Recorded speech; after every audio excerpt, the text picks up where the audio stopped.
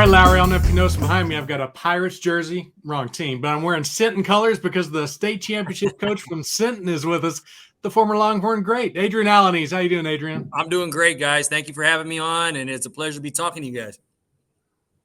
Larry, we got a good one here, don't we? Yeah, people asked me today, we got talking, they had Adrian thought the first pitch and stuff like that. I was talking, and how would I describe Adrian Alaniz? From the X's, the UT, the players' X's, I'd say winner. One word, winner. He won in high school as a quarterback and a pitcher, and I'm sure he played short. As a baseball player, he won at the University of Texas as a baseball player. Now, the minor leagues is kind of an individual sport, anybody who's ever played, but he was successful in professional baseball. He gets out of professional baseball, goes back to his hometown Sinton, gets into coaching. He's been a winner there. So he's won at every level that he's been at, and they're good again this year. And they've been good every year. They're always good, but they've been really good since he's taken the helm there.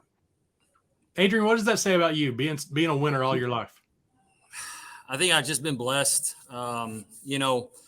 Looking back at my career, I wanted to play the game of baseball forever. I grew up in a family where my dad was successful in playing ball as a high school athlete, played in the Mexican leagues.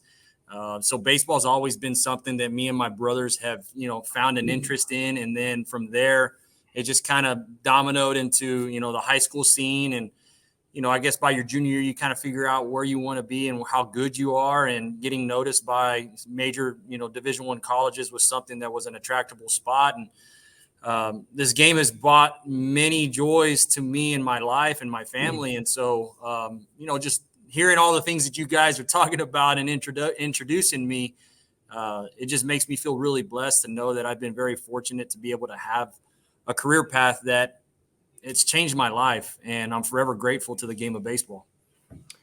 We were just talking before we started taping about the culture, the baseball culture, athletic culture, but really a baseball background culture in the city of Sinton. Just go over that and how much being in that community, you mentioned your father, family's always important, but being in that community, how big influence did that community have on your career and your path? It's been a lot, and even more so now that, I see some of the familiar faces that I used to see when I was in high school, now that they're showing up to ball games. From the coaching standpoint, it means a little bit more when you're from the hometown that you're having success in and being able to coach at. And so I guess it's just that family, that family feel that brings back all the memories that I used to have in high school. And, the wins and the losses and whatever comes out throughout it is just, it's pretty cool to see the community support everything that I've done throughout my career. And now that I'm the head coach here, it just has that extra special feel. My mom and dad are still living here in Sinton. My wife's from Sinton. Her family is still living in Sinton. I coach with my younger brother, who's my first assistant on my baseball team. So, if you put all those together and, we're here talking about the success of my program, I feel like it's just a storybook, ending for us to be able to have something like this go on in your hometown. Do you feel more that you're more of a coach now? You've gone into coach mode in your life, or do you still kind of feel like, I'm kind of a player who's coaching because this is what I know? Or if you made that full deal where you're like, the playing's way behind me, I'm total coach mode now. Well, I think the first few years that I was a coach, I kind of felt the player coach thing. Yes. At some point, because I coached as an assistant here under my head coach that had been here for like 30 years. I coached with him for 4 years, and then he retired and gave me the job. And so this is my 8th season as the head coach. So I've been here in Sinton for 12 years now. And I guess right when I hit that head coaching experience, I think that's when the coach mode kind of took over. And now it's like, there's a lot of, there's a lot more things that go on to the game of baseball and coaching as a head coach than just being an assistant. Bingo. Paperwork to scheduling and umpires and, not that I wasn't as professional whenever I was an assistant, but it does give you the mindset that it just means a little bit more. And there's a lot more things that you have to think 3, 4, 5 steps ahead of the game rather than just showing up to practice and just saying, all right, let's go execute bunt defenses or whatever. So absolutely. Mike, I've had this conversation with some ex-big leaguers that are really good at what he's talking about, that assistant's role, going, hey, you better think about this before you take the head gig. You got to know the rules. You got to get Johnny out of jail. You got to make sure Jimmy's grades are right. I mean, there's a lot you got to manage now. You got to manage. It's a lot different than if you're a pitcher going out in the bullpen. That's fun stuff. Sure. Everybody wants to do that. When you become the head guy, you get a lot more responsibility going now. Yeah. So it's been cool to see and learn. I always like to pick people's ears that have gone through the managerial coaching stuff. And I've had really good mentors throughout the time that I've been here. Like my head coach, Gene Kasprick, he won 3 state titles here while he was a head coach in Sinton. And the guy, he's South Texas legend in the game of baseball. And so having somebody like that to kind of lean on for the first 4 years and kind of get how things are ran was really cool for me. And, he's even talked to me to the fact that he thought about retiring, in the 3rd year that I was here as an assistant, but he felt like giving me 1 more year to kind of get acclimated and having a really good team to be able to jump into my first year was something he thought about, and it worked. I'm still trying to get over the fact that you've been in coaching for 12 years. Seems like just yesterday you were a no-hitter for Texas. Right? Like, God almighty. Wow. I still feel good, but, you get out me to throw a few rounds of BP and I'll be hanging the next day. Yeah, Father Time is undefeated. Absolutely. Time is undefeated, yeah. Tell us about the transition from being a star at Sinton in high school to going to UT. Well, Sinton, Texas is, it's a small town. I think it's small town baseball, football, whatever you want it to be, that Friday Night Light feel. There's not a whole lot of opportunity here in Sinton. So in high school, I really didn't know how big the stage was going to be going into a college like the University of Texas, and even the whole recruiting process. I just kind of didn't let it overwhelm me. But, we won a state championship here in Sinton. Got to play at Dick Falk Field and went back my senior year and didn't win the state championship. But I guess going into University of Texas, stepping foot on the 40 acres as a young guy who only graduated with 140 students in his graduating class, then going into a class that has 300 students for your U.S., your government class, it's a culture shock, no doubt. But I think I had done enough in the summers to be able to allow me to transition as how to be a little bit more independent. I played summer ball in Ohio for 2 years in the summer, and I knew guys that were on my team, but I really didn't have family around. And to me, that just allowed me to kind of understand, all right, you're in college, you've got, certain classes to be at and learn how to do your laundry. And so I was almost groomed for the first 2, for that first semester by at least experiencing some stuff in summer. So I didn't think it was that big of a deal. I think to some guys, it could be a culture shock because that's the first time you're away from mom and dad. Yeah. To me, it really wasn't that big of a deal. So I kind of just embraced it and soaked it all in. And, I redshirted my freshman year at Texas, and I think that was the best thing for me. I mean, get into the routines, know your nutrition, your strength and conditioning. I threw a lot of games as a high school, pitcher. I think I was 48-1 in high school. That's a lot of games to be won, and even as a start. So I needed that year to kind of get back underneath me. And, my redshirt freshman year, the next year, we won the national championship, and I played a huge role in that. So timing is key. So let's go back. So you played summer ball in Ohio when you were in high school. Correct. How did the football coach feel about that? I mean, I know you were the dude at quarterback, but he known a little bit about August, or how? I think that was, the first time that we actually told coaches about, me not being there in the summer. I mean, 7-on-7 and summer weight room workouts, that's where you need to be, and you want your guys to be there. Absolutely. But I think you kind of have to pick your poison and allow a kid to do something that's going to benefit him. And I'm sure Dad had a tough conversation with Coach when that happened, but we really didn't. I was back. I remember flying in August 3rd or 4th into San Antonio from Ohio, driving back down, and then that next morning, I'm up at the weight room at 5 a.m. for 2-a-days, back when 2-a-days was actually 2-a-days. Yeah, we had two. We were there. We didn't miss anything else, but we did miss the summer. So, It was good. So was part of that just knowing at an early age which one was your actual future between baseball and football and which one was just fun? I think so. I think by that junior year, that sophomore, junior summer, I had an idea that I probably had a future in baseball rather than football. And, I'm not knocking on football because I had Division I scholarships to go play quarterback at, college campuses. The first ever scholarship that I got was a full ride to go to Baylor. Wow. And Baylor wasn't Baylor that they are now, but that was my first scholarship I ever had. But, I loved playing underneath the Friday night lights. We went to the state championship my junior year as a football player. So I love everything about the game. I just knew that baseball was my future, and that's the path that I chose. Yeah. How about that no-hitter? Your redshirt freshman year, you became a big name throwing that no-no. Tell us about that and what that did for your confidence. I guess you always wonder when you're going to have that moment, and if that ever comes to any athlete at the University of Texas. And I think that was my individual accolade that kind of put me on the map. I was fighting for a starting rotation job going into that year. There was a lot of uncertainty what was going to happen with me. Like I said, that was my first year to actually step on the mound and, perform for the squad. And that no-hitter night, nothing felt different from the night before.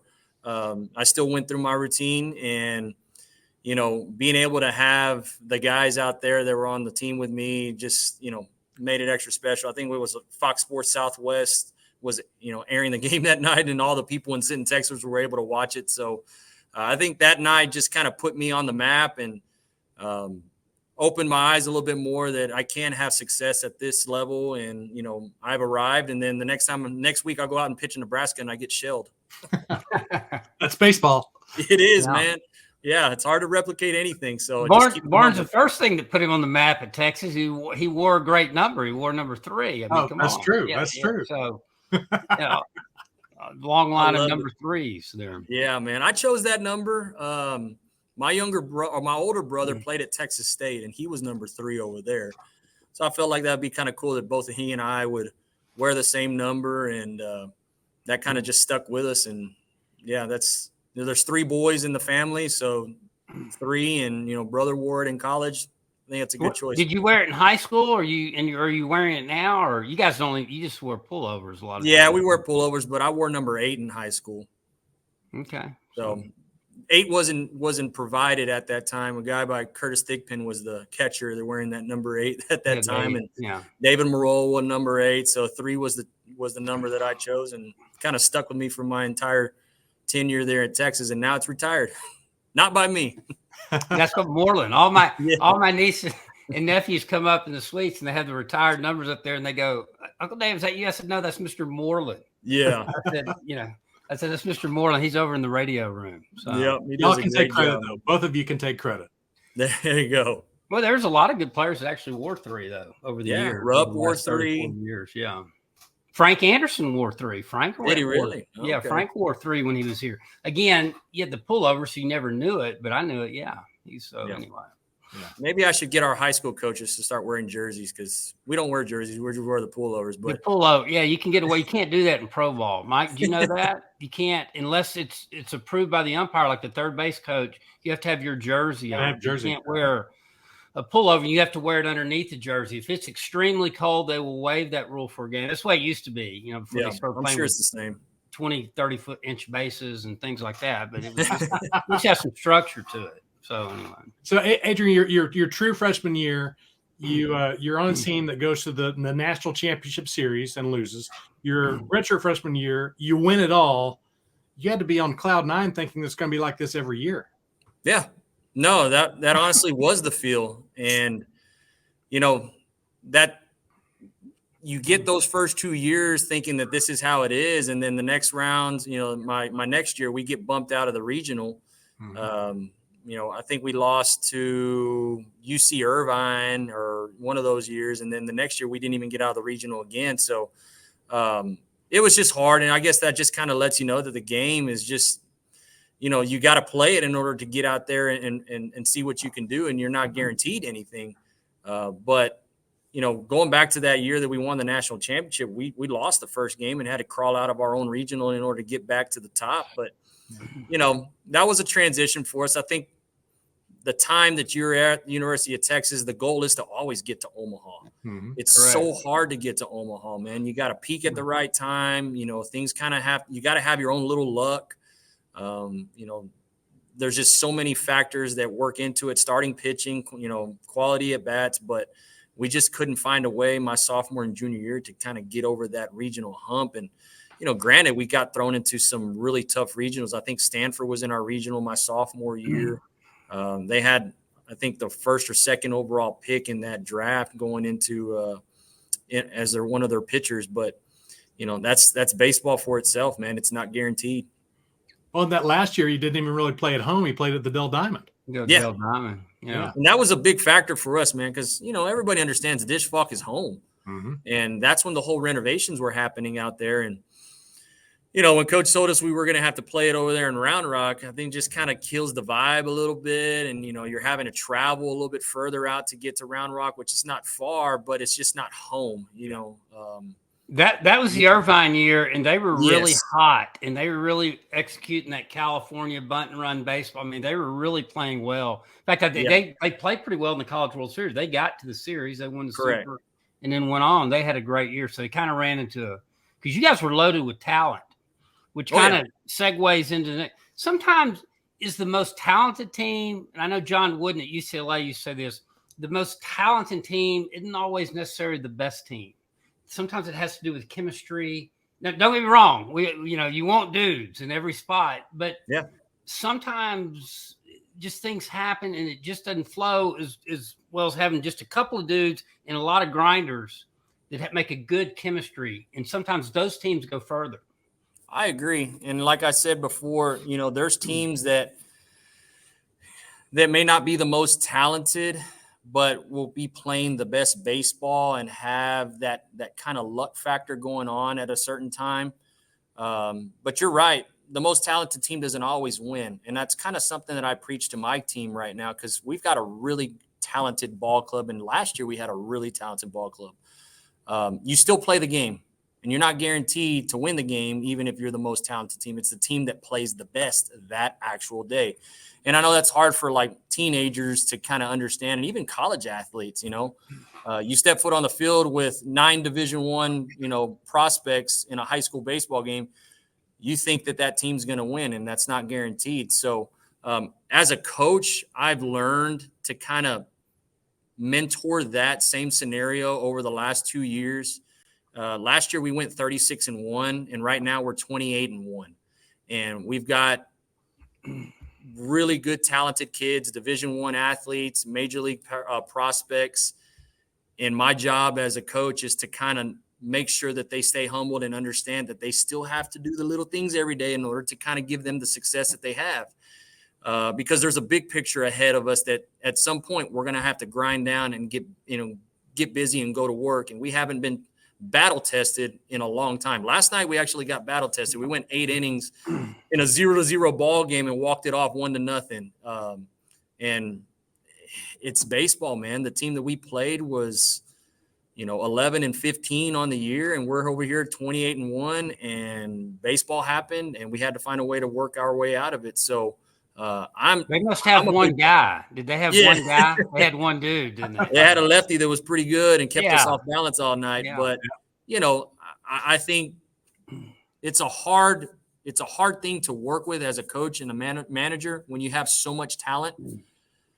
At one point, like for me last year going into the season, even this year, I told my younger brother, who's my assistant, I think the biggest disservice that we can do to a team like this is to not coach them hard. We know they're good. We know that they've got all individual talents, and we get scouts and people just kind of praising us all over social media. But I feel like we have to coach these guys even harder in order to let them understand that we haven't figured anything out. And I'm probably going to keep that same mindset until we win the whole dang thing. Like, don't ever feel like you've got comfortable and you're going to figure this game out, because it's going to bite you in the rear. And so that's kind of been the emphasis with a really good squad. And each year has a different challenge. Oh yeah, it's tough, man. And last year it was like state championship or bust. Luckily, we got it done. I mean, granted, those kids played their tails off and stuck to the script, but, you had kids going to University of Texas. You had kids going to LSU. You had kids going to Bama. You had kids going to McLennan Junior College. I mean, 7 of our 9 starters were signed to go somewhere, and 4 out of those 5 guys were Division I arms. I mean, at a 4A high school. At a 4A high school. So it was a tough thing to not mess up. when you were, but that's part of the challenge. Like you said, don't let complacency sit in. Don't let them start looking ahead to their career. Hey, we got a team goal to finish here. Yeah. And that he's exactly right. When you're that loaded, it's hard to keep that car on the road and not have it go a bunch of directions. Give you one deal, and you may want to use. You're talking about luck and teams that are playing good, and they might be lucky. Mike, and you'll know this. And Street used to say it all the time. James did. Coach Royals, where it came from, because luck is when preparation meets opportunity. Luck is so you make your own luck, is what. And then Street would say, sometimes you just shithouse lucky. Yeah. Because, but overall, luck is when preparation meets opportunity. So correct. It is. That is true. And last night we had never been in a scenario. We had a bottom of the 8th, 0-0 ball game. We have not had to use small ball all year long. And lo and behold, I get runners on first and second with nobody out, and we drop a bunt down, execute it perfectly to the third base side. They throw it up the line. We're safe at all bases. We've practiced that so many times every day. Bunt defenses. We're in the cages off the machine, just trying to track off-speed stuff. We finally had an opportunity. Preparation led to success, and it's exactly what it was, man. That's something that kind of happened to us. Well, that's good. You had that game last night. You're going to need that. There's going to be 1, 2, maybe 3 more times during the course of the playoff run. Well, you'll have those situations where you have to execute to get it done. Yep, it was a blessing. Probably good for them to go through that, as talented as they are. Mm-hmm. Right. When you hit a moment like that, like the small ball last night, do you get flashes of, oh my gosh, I feel like I'm Augie Garrido, or I feel like I've been through this with Augie Garrido? How much did you learn from him, even if you didn't know you were going to coach back then? I learned a lot. Like you said, I didn't think I was going to coach. I really didn't have a career path at the age of 20, 21 going into college, other than try to play this game however long you can play. But every day was kind of one of those after practice, and even from the individual meetings that we used to have with coach, man, it was just, it opens your eyes to kind of allow yourself to grow more as a person. And now reflecting back on all those things that I had talks with coach, it just makes so much more sense now. Mm-hmm. It's almost like a young kid, having parents that set curfews, and you're just like, man, why am I doing this? And now you kind of figure out, like, well, now I know why mom and dad did that stuff. But that was kind of like with coach, just be able to relate to kids about certain things now. And even me as a coach, just in utilizing that, it's kind of hit home a lot. Yeah. And we use kind of the same terms, and we kind of, we have a lot of kids that can really drive the ball at our baseball team, but I think we understand small ball is how you manufacture runs. And I don't take those things for granted. I see what we've done at the collegiate level when Augie was there with all of our infielders and hitters. They did that on a daily basis, man. And you got to have it in the back pocket. And that's kind of the mindset that we use too. And Mike, and I'm sure Adrian does as successes he's had as a coach. Your team dictates that, right? Mm-hmm. I mean, he's probably got dudes that can wear it out. Well, you let them hit. That's the best coaching. Get out of their way and let them do their thing. Mm-hmm. Yeah. Then you might have next year, he may be really able to pitch it and really defend it. Might not have as many dudes. They might have to execute some small balls. So I think your team probably dictates how much you use bunting or stealing. It's what your team and what their skill set is. Mm-hmm. You're right. You're right. Last year we hit a lot of home runs as a squad. I think we hit almost 30-something home runs as a team for a high school baseball team. That's really, really good. We didn't steal as many bags as we did this year. So you're right. Every year is you kind of figure out what's going to work. We've had to hit and run a little bit more this year. We've had to, utilize the bases a little bit more now this year than we did last year. So you're correct. You know, your team will dictate how much you actually get to do those things, but we do practice them day in and day out. Well, that's what so many coaches and so many leaders who maybe aren't as good as someone like you don't understand. You got to set your team, your company up for success. Figure out what your strengths are, play to those strengths. And it's great that you've learned that at such an early age. Yeah, it is. It's a cool thing, this year too. I've kind of I got the kid Blake Mitchell. He's going to be a major league first round draft pick, man. And I've always called pitches for my catchers. And I think people would kind of say, man, you're crazy for allowing that kid to do that. But I've allowed him to call more games for himself this year. And that's something that I've kind of utilized to get that kid better for what he needs to do at the next level, if he goes to college or he's, going to the minor leagues. But that was a transition for me as far as who you got there on the team. It allows myself to kind of free, my eyes up to more of the infield and positioning and stuff rather than having to call pitches with him. But that's something that kind of replicates who you got and what you need to do. Now, did you do that because he needed to learn, or did you do that because you had confidence in him that he understood his game and his abilities and he could call his own game? A little of both. I think early on I kind of tested it with him during scrimmages. I called the pitches. Next inning, I kind of let him call it. We talked a lot, in the half innings as far as what he was seeing, 2-strike approaches, where the guys are in the batter's box, if he's a pull guy, all those little things. But throughout the season, I've kind of allowed him to have that because of the confidence I have with him.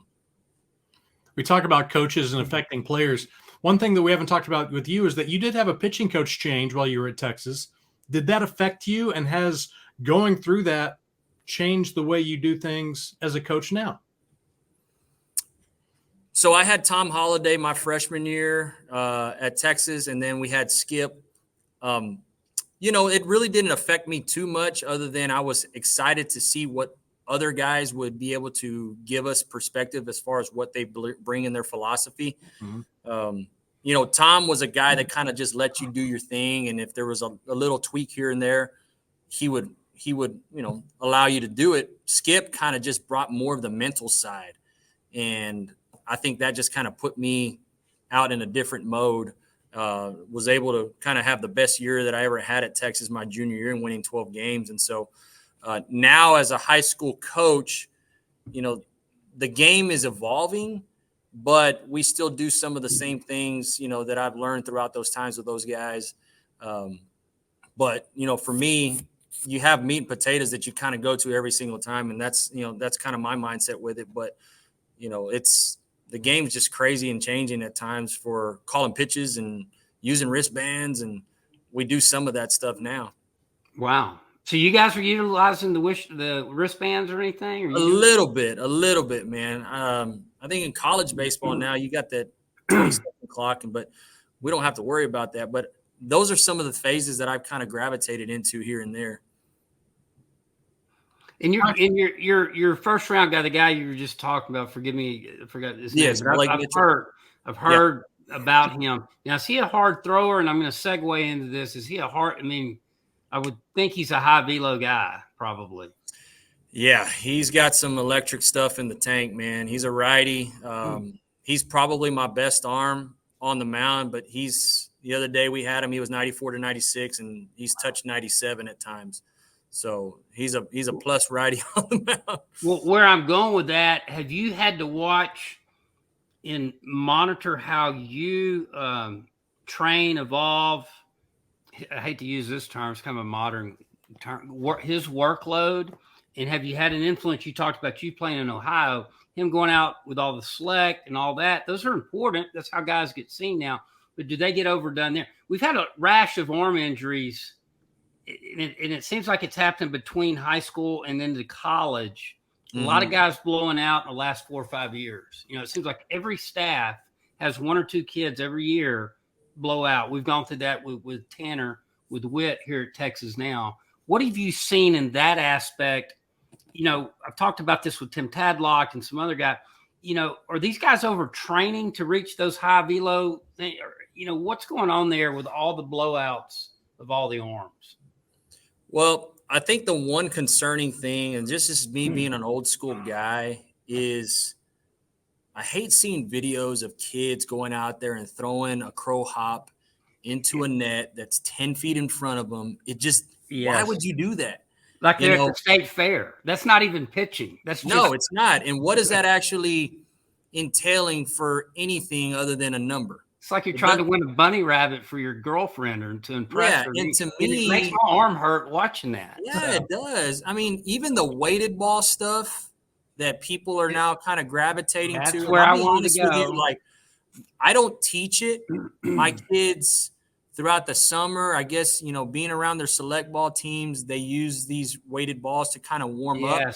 We don't ever throw them, 10 feet in front of us. It's more of just rotator cuff, loosening up.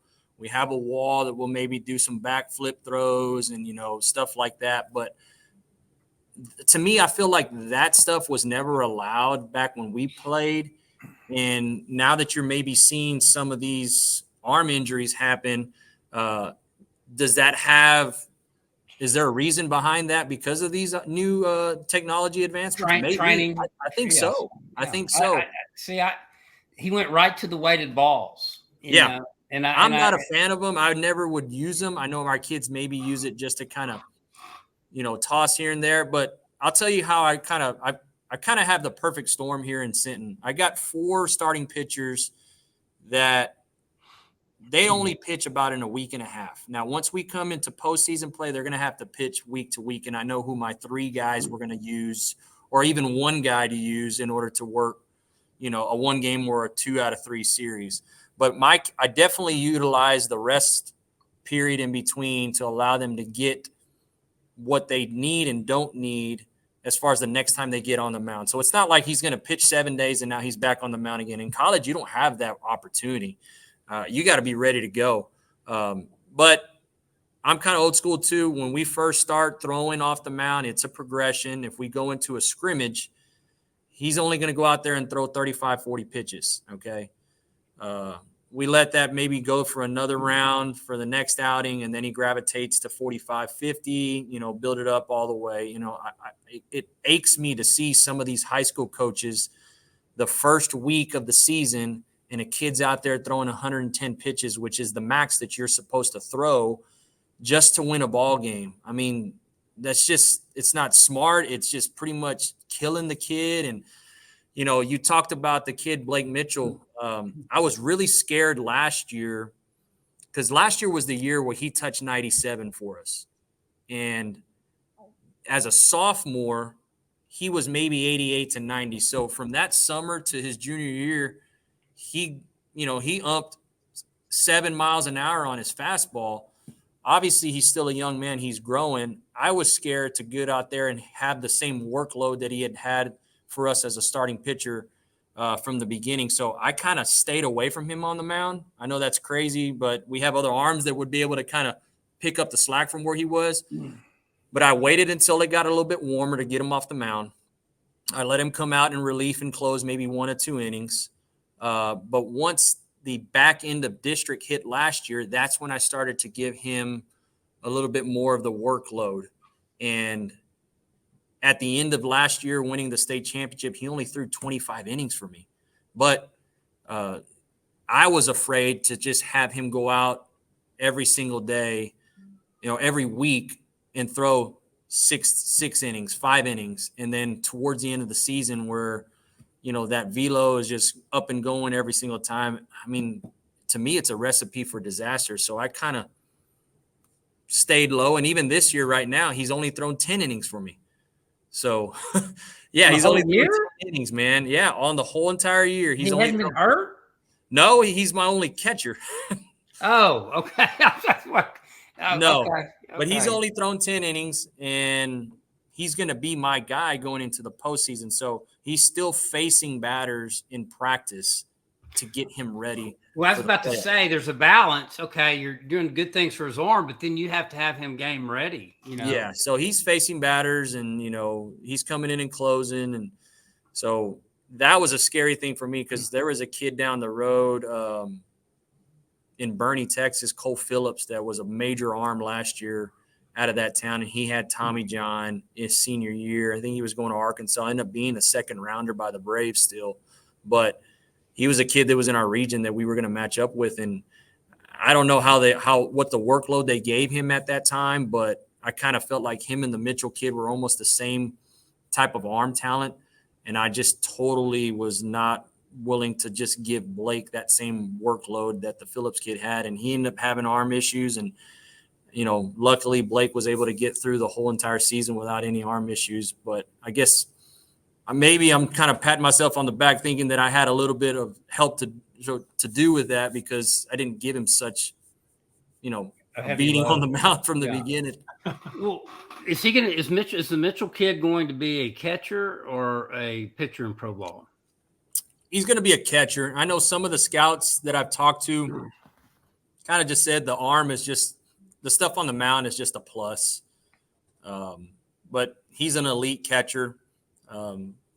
Easily he could be at number 8 to top 8 to 20 is the window for him. We got one of your catchers here this year. So did Mitchell catch last year? How did you do that? I mean, good Lord, you're running the D1 program down there in Sinton. I mean, yeah, those two dudes at the same high school. I mean, half of them, Rylan would catch one game, Blake Mitchell would catch the next game, and if one of them wasn't catching, they were playing shortstop. I mean, Rylan actually is a very, very good athlete. I think you can see that from the backstop and how he can move around the field, but he was our starting shortstop. I mean, he stole bags. He was our starting running back in high school. The kid's an athlete, man. Wow. Man.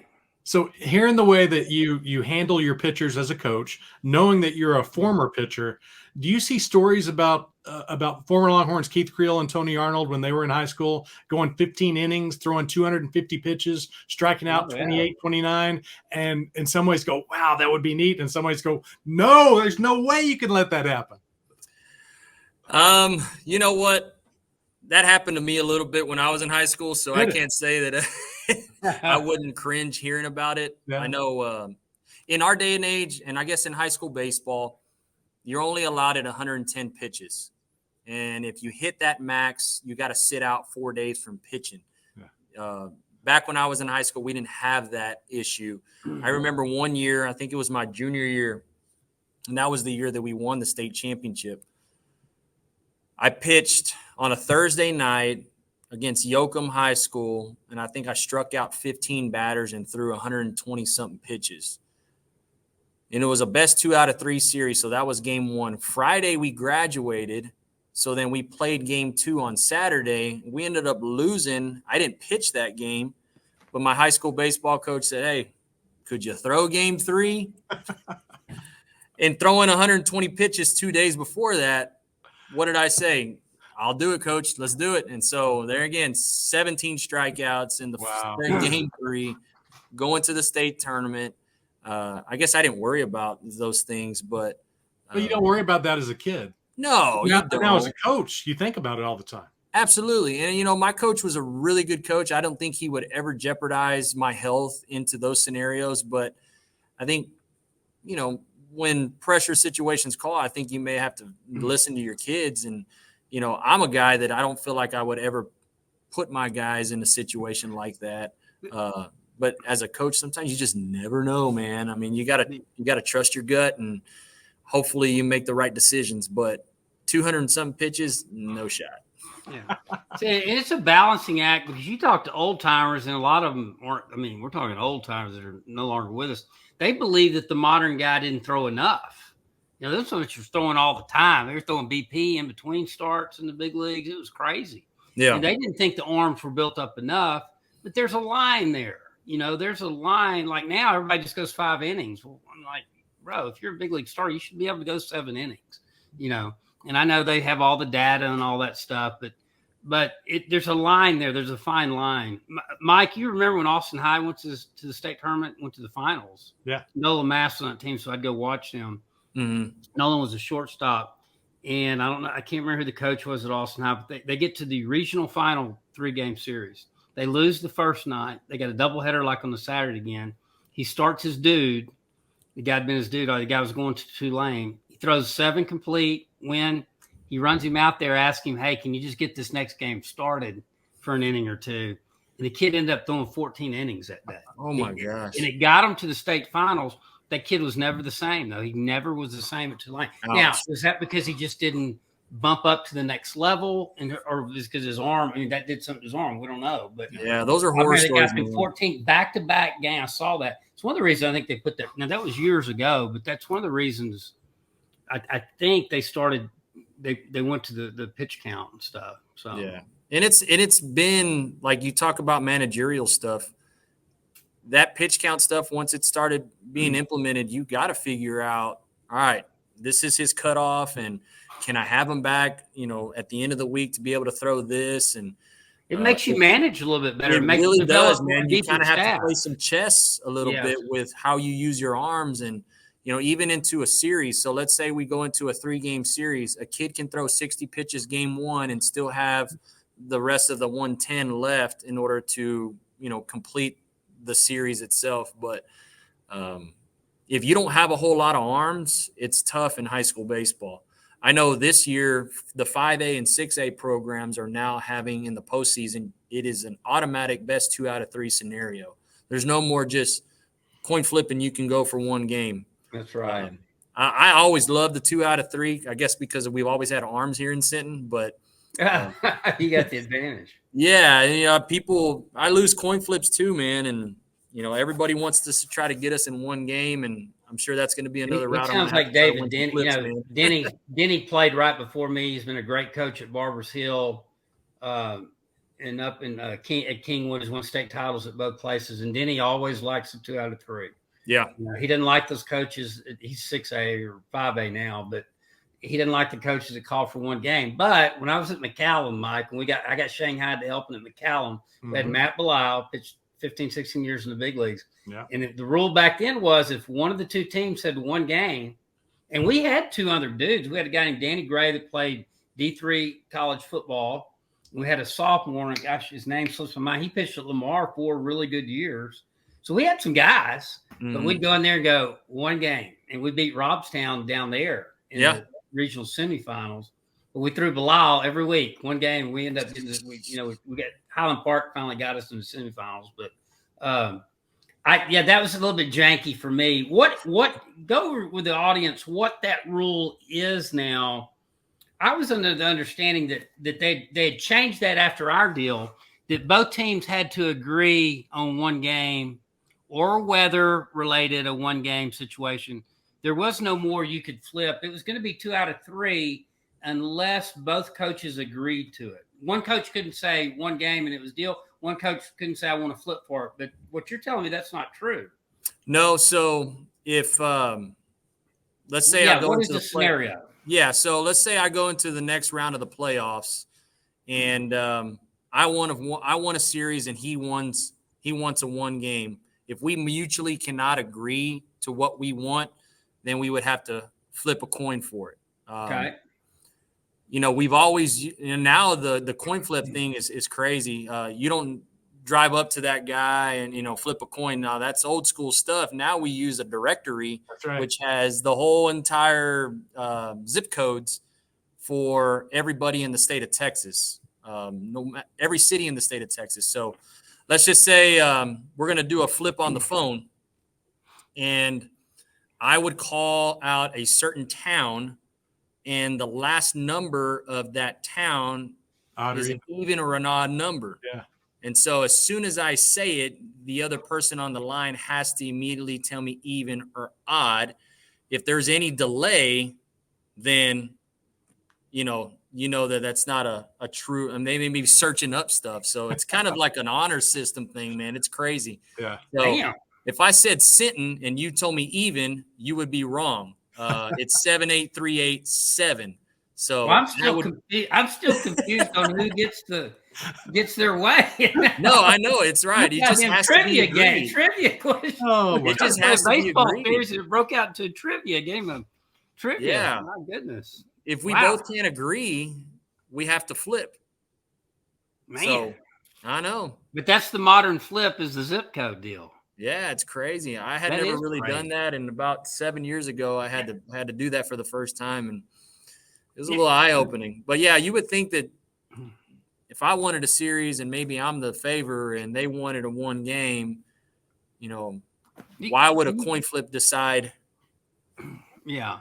That? Or at least you could call Mike Barnes and have him flip a coin and have the cameras right on it. Flip it on video. Yeah. You're right. On the Zoom call. Yeah. You're right. Now, is the rule if you're 150 miles away, once you get deeper, that it's an automatic neutral site? Again, unless agreed upon? No, everything's just agreed upon. If you want to play it home and home for a series, you can do it. You just so if have I'm to up in Dallas, and this is hypothetical because it wouldn't happen, would be at the state tournament, and so we match up with you, and I say, no, I'm meeting you halfway, and you go, no, I want to go home and home. It's a zip code thing again. Yeah, you flip for it. God Almighty! I know. You can flip for everything. You can flip for uniforms or, what dugout you want to be in. Like some coaches go crazy about that stuff, man. But we don't. We try to keep it to all right. Pretty simple. Yeah. Yeah, 1 or 2, and home and home or neutral side. I mean, hopefully you would be able to agree on stuff rather than get crazy. But I've heard some crazy stories about people trying to flip them for a certain time of the day because they know that they got graduation the night before and they want to get them at 10 o'clock in the morning. And like, no, not going to. Mike, that happened to that McCallum team. Here these guys are making this historic run. McCallum's never before or since been that deep. And it gets down to either Robstown or the regional final. I can't remember. I went back to Pro Ball I can't remember, but they were having prom. And these guys were willing to push the game till Saturday. And if it rained on Saturday and the forecast was spotty, then it became a coin flip for who advanced. Yep. Wow. And I'm like, I think in rare situations they would open up Sunday, but they weren't going to do that. It was going to be, hey, if we get washed out because you dudes want to go to the prom, we may end up, this is all over because you're at the prom. Who cares about the? I mean, yeah, I didn't care about the prom. Well, I think that's poor scheduling on the prom committee. Why would you schedule prom on the end of the day when you're at a baseball school? No, that's exactly right. Yeah. I mean, that's insane. We had to learn that. We did our prom in February, so we're good. Do you really? Yeah, we did it way early, man. We got it out of the way. Smart Pirates that town down there. That's great. They just know better, man. Sorry about that. We're in my classroom and we got announcements going on. Are you okay on time? Yeah, we're good. I want to put you on the spot just a little bit. I'm not going to too hard on you. That's no problem. Maybe I'll mute it real quick. That way you don't have to hear it all. No, that's all right. We're listening to the great announcements in Sinton High School. I miss announcements in high school. Yeah. Adrian, let's talk about minor leagues and what you learned, how it changed you going to the minors and playing the minors for a few years. Well, I definitely learned that the minor leagues, like we kind of mentioned a little bit before, it's kind of an individual deal. You're in your own routines. You're out there, busting your tail to make it to the next level. My minor league experience was great for a few years. And then towards my end of my tenure, I kind of felt like it was kind of pushing against me. And at that point, I kind of just lost the feel of what I really wanted to do with the game of baseball. So if you've never really been away from home, because when I did my minor league experience, I was always in the East Coast, Virginia, Maryland, Pennsylvania. It's such a mental grind, even more than a physical grind. Correct. At the University of Texas, we had everything top notch, man. I mean, flying and, you're wearing top notch stuff and you get to have meals paid for. Minor leagues was not fine and dandy with only getting paychecks that were $400 after taxes every 2 weeks and having to play clubhouse dues to just get your clothes washed. But, hey, they put out peanut butter and jelly, and everybody's got peanut butter and jelly. I mean, come on. But I guess when things aren't going right for you at times, you kind of get lonely in the minor leagues, man. And I guess like towards the end of my career, I kind of felt that way. Kind of felt lost at times, just not being able to find myself within my routines and pitching. And in college baseball, you had a group of guys that you were around with every single time. They were all around one certain goal. Mm-hmm. But in the minor leagues, if you can't figure it out for yourself and stuff's not going right, it could be a really bad thing fast for you. And so I think that was kind of one of the main transitions that I felt like I had to try to overcome. And it was just tough. Oh, here we go again. 1 second. But, I think that was just kind of a growing up opportunity for me as a young man. And, I had just gotten married too. So having a wife that wasn't able to be with me every single time was another difficult situation. Yeah. We just bought a house. And so financially, it kind of puts things into perspective where maybe I'm not having enough fun anymore. And I really don't want to kind of make financial burdens on our family. Maybe taking a different path is something that we should do. And that's kind of what I decided. And I was okay with stepping away from the game. But, the minor league scene, I think, allowed me to grow up more as a professional, going around, how to get your stuff done on a daily basis, because you're just not there with the athletic trainer that you had in college every single day. And he had a workout for you. Like, you got to figure out stuff for your own, man. But I think that was kind of the biggest curve and the biggest thing that I took out from my playing career. Did going through that, is that what kind of that is that when you started thinking, you know what, I want to coach, I want to go back home and pick up that program or be a part of that program and eventually maybe take it over, which you did. And then did that influence you going through those times in the minors?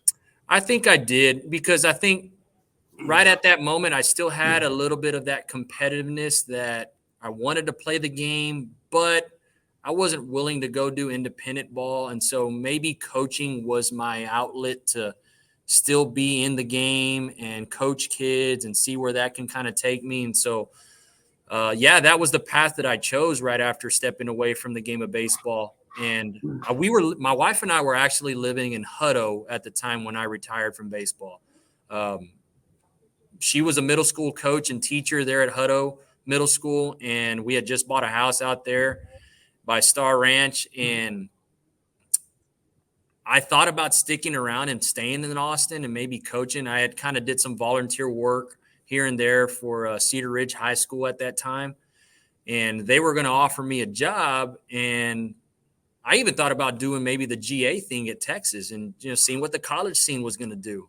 I thought that was something maybe I could jump into right then and there. And, but financially, high school baseball and teaching in high school made sense. And then a phone call happened, and it was the athletic director here from Sinton asked if we would come back down home and, at least consider them to maybe, bringing us back home. And because Sinton wasn't the first initial thought. Sticking around Austin was the thought. And then when we drove back home after having that little opportunity, we said, well, heck, I didn't think we would ever be back home in Sinton. And like I said, my wife's from here, and we've been here for 12 years now, guys, and took that opportunity and ran with it. So your wife, was she a high school sweetheart? Yeah, she was. We've dated since my junior year of high school. And she was an athlete. She ran track at Angelo State. And so there's athletics, I guess, in our family genes now. Great breeding stock. Your kids. Yes. Yeah. I got two little ones I got two little girls. I never had any boys, but I guess there's still time, Adrian. You're not that old. I'm old, man. You're not that old. There's still time. Well, father time does happen, but I got two little ones. I got a 9-year-old and a 6-year-old girl, and they love everything about athletics and track and volleyball and softball and we've done it all, man. We've even done competitive cheer this year. Well, oh God. Yeah, oh God, yeah. You think baseball and serve baseball's got drama with parents. You get that cheer. My nieces are in. Oh my God, dude. It's man. Knockdown, drag outs. It's crazy. Those people are insane. Like, it is a money-making business, man. Oh, it's a cash cow. That and the select 8-year-old stuff. We forked out money over the weekend to go to San Antonio one time, and it's like, okay, we paid for hotels, food for 2 or 3 days. We paid these entry fees for both these little girls, and they only got to be on stage for 2 minutes, and we're done. Like a couple $1,000 a minute, right there. Yeah, easily, man. And There's swarms of them all over the place. But memories that'll last a lifetime. Oh yeah, it is, man. They enjoy it, so we can't. But Mike, he touched on where I was going to say when I said, hey, I'm going to put you on the spot during that announcement. Do you have any ambitions, or is it in there to bounce up to the college level at any time? That conversation, that conversation has gotten, it's happened more in the household within the last 3 years. And when I first started coaching, I didn't know what I wanted to do. I didn't even know I wanted to be a head baseball coach for my hometown. It just kind of fell in my lap and I ran with it. Now having the success and just kind of like seeing how I can really do a good job in coaching the game of baseball. Yeah. Going to the collegiate level is something that I definitely would appreciate and, be a future goal of mine. And, I think there's been conversations if a job did open up, would I take it at the collegiate level? And I think leaving Sinton is one of the things that would be tough to do. But if the right job happened, I'd be all for it. And so you probably want to go in as an assistant first. Yeah. And learn the ropes of recruiting. Some of the things we just talked about. That'd be a tough jump. Now, Cliff Gustafson, my coach at Texas, did that. Mm-hmm. He left South San, and he came in 68, and it worked for him for 29 years or however many years it was. But that was in the 60s. I think the things changed so much now that it's become like being a head football coach. You better get in there and learn the ropes. And, Mike, we talked about with Todd about this. Todd, football-wise, Dodge tried to make that jump instead of going in as an OC. And as Todd laughed and he said, hindsight's 20/20. And they weren't asking me to be the OC, which I got his point. But there almost is a learning curve. The game. You still watch your college.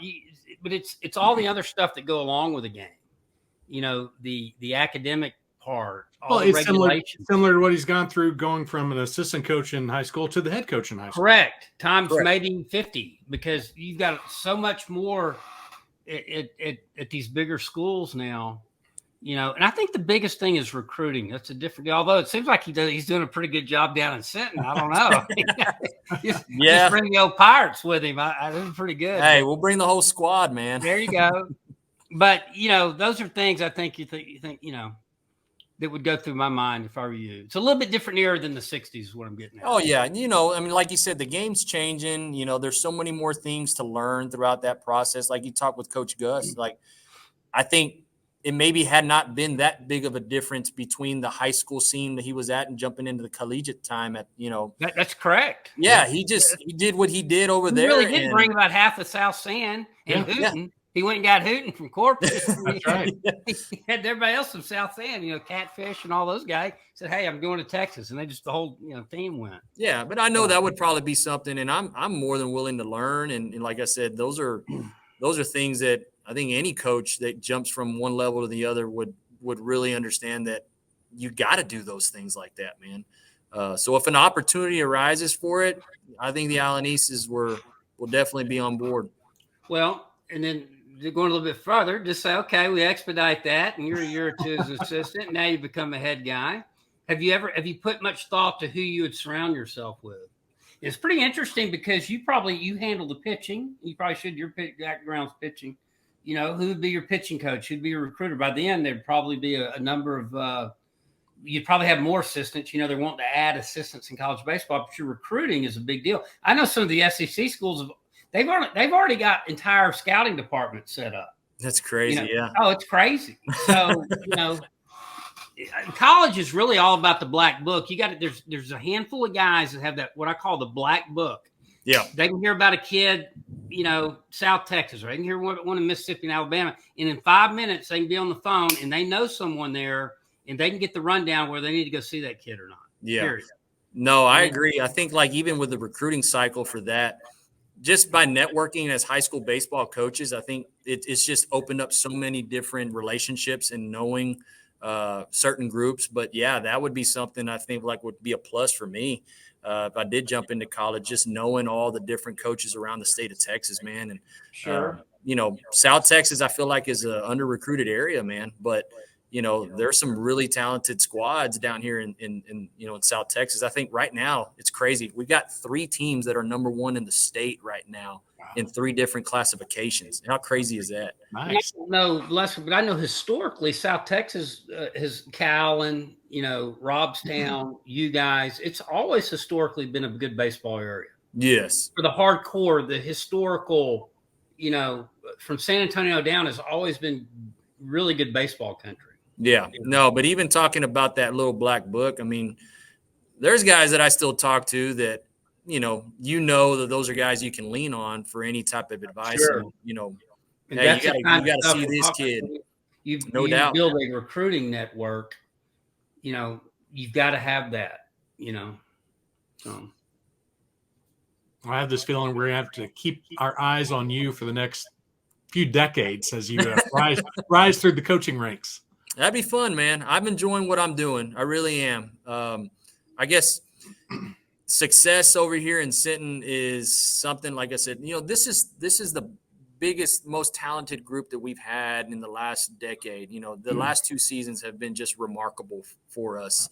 We got a really good shot to doing something again that we did last year, and that's winning another state championship. But it's not always this easy. You got to put in the work. You got to keep coaching these kids up. But I'm very fortunate and blessed to be able to do what I do, and wherever the game takes me, man, we're on board. So we're ready for the ride. Fun having you in the box seats, Adrian Alaniz.